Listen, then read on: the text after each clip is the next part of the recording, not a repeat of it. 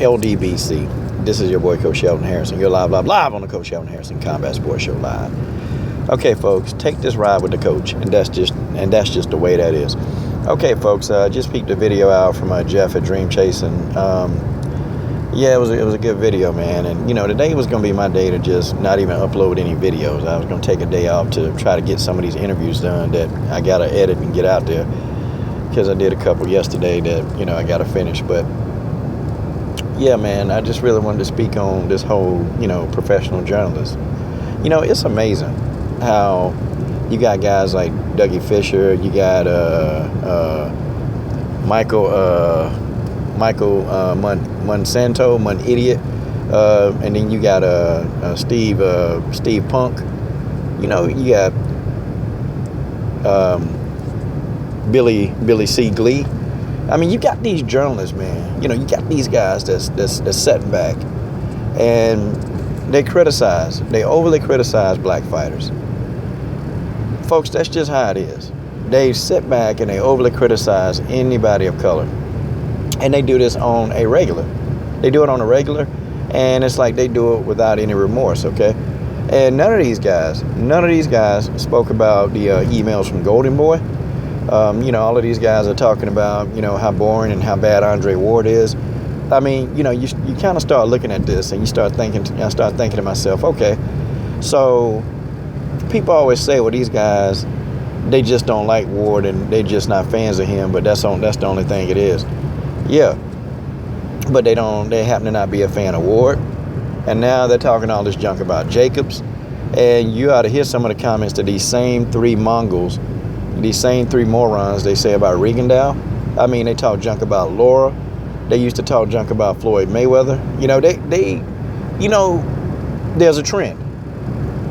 I mean, can you put your finger on the trend? I mean, can you? Yeah. I'm sure every last one of y'all can see the trend, okay? And the trend is real.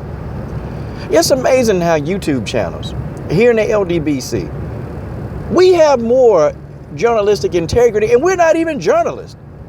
God forbid, we're not journalists. We're going to change that real soon, and we're learning the game. We're getting an education right now on YouTube.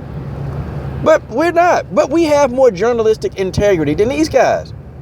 And these guys, they wake up day to day, and they get paid to actually do this. I mean, this is their occupation. Many of us, we've got different jobs. I mean, we got different occupations that we do. This is something that we do on the side. But we have 10 times the journalistic integrity that these guys do. These guys don't know how to print retractions when they're wrong. They don't do any of that. They go on a narrative. And it's like, you gotta be kidding, man. Like, what is it, man? What is it with these guys? I mean, how do these guys get licensed? I mean, but we know, man, the media, folks, that's just how it is, okay? The black guy's always going to be portrayed as the guy that's boring, as the coward, and I call it the BCN. I call it the black coward narrative. And these guys, they need to go ahead and stop this crap, man. Because now I look at channels in the LDBC, and we're giving props to every fighter. Every fighter that does a good job. I mean, we're giving them props if they can get, even me, I'm not a big Golovkin fan. I tell you guys that.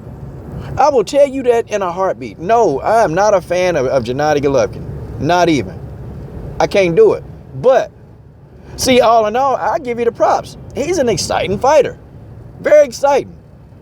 And he's a good fighter. I don't care what people say. He is a good fighter. This guy can fight. That's just how it is. But see, these guys, they'll never say that, oh, well, Andre Ward, he's a good fighter. They're not going to say it. They won't say how people don't want no parts of Rigondeaux. They won't say this. They won't say, well, Laura is a hard fighter to beat. They won't say that.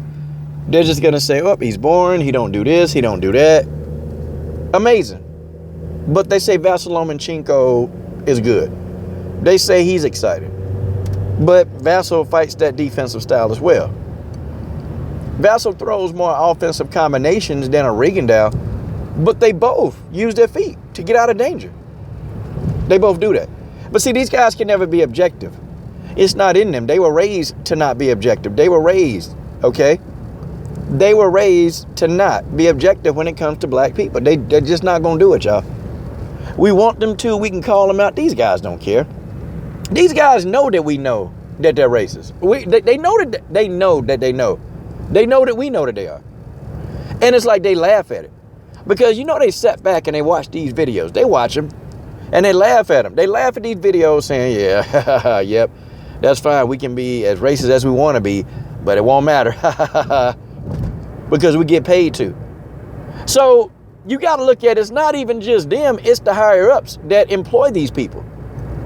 They get paid to say the things and do the thing. They get paid to. They get paid. The sport of boxing. We know what the sport has been about, y'all. We know what it's been about. It's been about this for years, decades, for over 2 centuries, man. Boxing has been about race.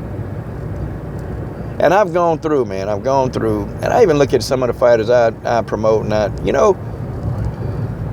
I look at a fight, I actually look at a fight. Like I look at what they're doing skillfully. I look at what they're doing skillfully. Now, I don't have a problem, you go and you want to go for somebody that's from where you're from. I do that. We all do. It's normal. It's natural. There's nothing racist about that. But see, what's racist is you can't find any good in what the person does.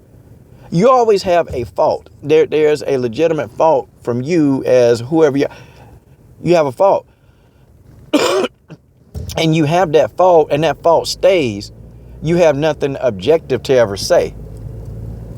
And that's because you're looking at what the person looks like versus what they can do in the ring or the octagon. See, that's when it becomes prejudice and even borderline racism. That's when it becomes that. But see, these guys, man, Dougie Fisher, they've been like this for years, man. For years. As long as I've been really into boxing and as long as I've known them to be journalists, they're not real, man. They're not real. They can't recognize greatness, man. They don't have that ability to. The only thing they recognize is what you see on the outside. It's skin color. That's all they see, man. And guys, it's never going to get any better because when you're dealing with people, and sometimes it do kind of make you not want to do videos at times because it's like, okay, you do them and you're trying to be as honest as possible. But then you got guys out there who they're dishonest, but it's the same, man. These guys ain't ever reprimanded. Nothing happens, man. And then all along, you get some fighters that they get built up, and then you get other fighters that get put down. And it's like that over and over and over.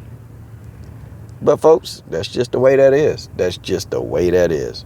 That's what they do. That's how they get down. Okay? Can't even get mad anymore. It ain't gonna change nothing because their higher ups are allowing it. The people they work for, they allow it. Okay? They allow this stuff. So if they're being allowed to do it, man, they're gonna do exactly what they feel. They're gonna do exactly what they feel. And that, my friends, is just the way that is.